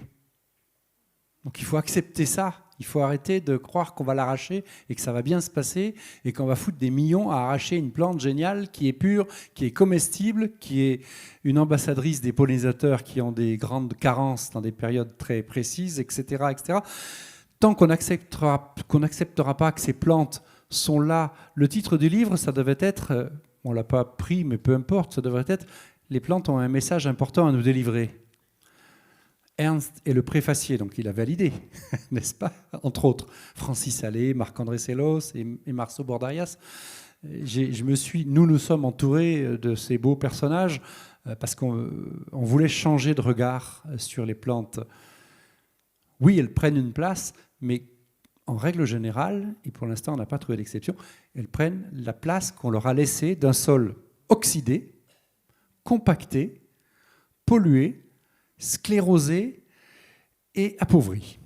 Si je fais un raccourci, vous avez des travaux intéressants pour le monde agricole, mais pas que, des travaux intéressants qu'on a repris aussi, dont on s'est inspiré des uns des autres. Peut-être le connaissez-vous, d'un certain Gérard Dussert, qui est un paysan de Saône-et-Loire, qui a passé sa vie à travailler sur les plantes dites bioindicatrices. pourquoi cette plante émerge à ce moment-là, dans ces conditions-là, elle a toute raison d'être là. Parce que le datura, que je pourrais citer aussi, qui exprime une pollution aux métaux lourds des sols, donc quand on a du datura, qui est une plante extrêmement toxique, il faut vraiment regarder. Alors, est-ce qu'on la laisse faire son boulot ? Est-ce qu'on la régule, etc. Mais arracher en permanence, détruire cet écosystème qui se reconstruit, c'est perdre son temps, perdre beaucoup d'argent. Et j'ai eu une discussion avec un des personnages que j'ai cité et d'autres en disant mais les plantes envahissantes nous coûtent des millions. Ma réponse était de dire les plantes envahissantes nous rapportent des millions rien que sur les services écosystémiques de la pollinisation, sans parler de tout le reste. On a parlé de refroidissement, de photosynthèse, de carbone, de cycle, d'azote, etc., etc. Rien que sur les pollinisateurs, elles nous rapportent des millions.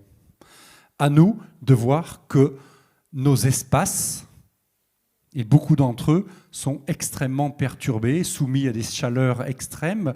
Remonte en ce moment une plante qui est le sénesson du Cap, qu'on voit sur les routes, qui elle aussi pousse sur le bitume. Donc moi je pense que c'est important d'avoir une vision et une traduction purement agronomique de ces végétaux-là. Ça nous aide beaucoup, je crois.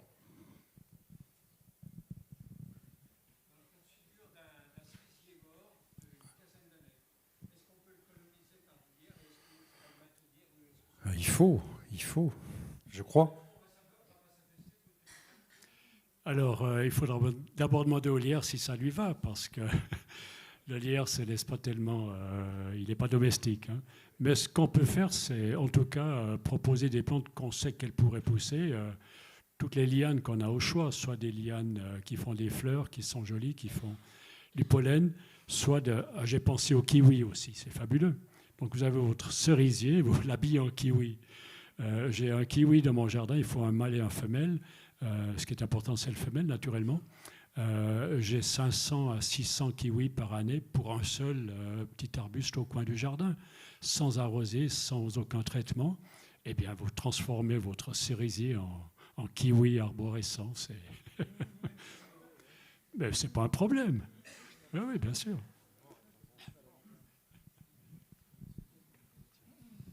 Je crois qu'on va en rester là. Merci. J'ai une dernière chose importante à faire, c'est que... Tiens, mets-toi dans la lumière, Ernst. Parce que de l'importance, j'ai un petit cadeau pour toi. C'est pas un bouquin, tu les as tous. J'ai un petit cadeau pour toi, puisque j'ai un vin Gros Forestier. Et comme on a parlé de vigne et qu'on a montré cette vigne-là, donc un vin Gros Forestier labellisé Arbre et Civilisation, donc un vin qui va sauver la planète. Carbone, microclimat, biodiversité, sol, emploi, jovialité éventuellement, parce que la civilisation de l'Ice Tea, ça ne fera pas tout, probablement. Donc voilà, je t'offre un vin agroforestier sur sol vivant, on a parlé du vivant, etc., qui protège, qui produit et qui donne la joie, j'espère en tout cas. Merci beaucoup.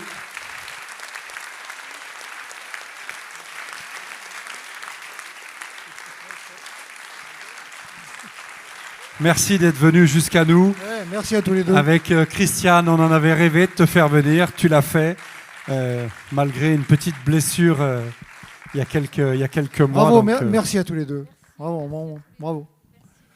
On fait une super journée. Vous en faites partie. Quelques annonces. Si vous voulez vous restaurer, vous avez de la soupe. Vous avez du fromage, des assiettes de fromage, vous avez des gâteaux et vous avez à boire, des tartines aussi, des tartines avec de l'houmous. Et pour arroser le tout, vous avez du vin. Du vin nature de Brison-Saint-Innocent et la vigneronne est parmi nous. Donc voilà. Elle est Bravo. Où Elle est où Elle parlera de ses cultures, voilà. Et puis un rappel pour vous maintenant, pour tout le monde. Le Troc Nature cette année aura lieu les 17 et 18 mai. Voilà, à Héry-sur-Albi. Salle polyvalente et le thème, c'est le vivant, c'est le jardin vivant. Le thème, c'est le vivant et par rapport à l'homme, soigner le vivant pour soigner l'homme. Voilà, et en même temps, soigner les jardins. Et voilà. N'oubliez pas, sol vivant, être vivant, bon vivant. Tout simplement. Voilà. Ah, mais bravo. Ouais, alors. Quand même. Bon, on va aller boire un canon.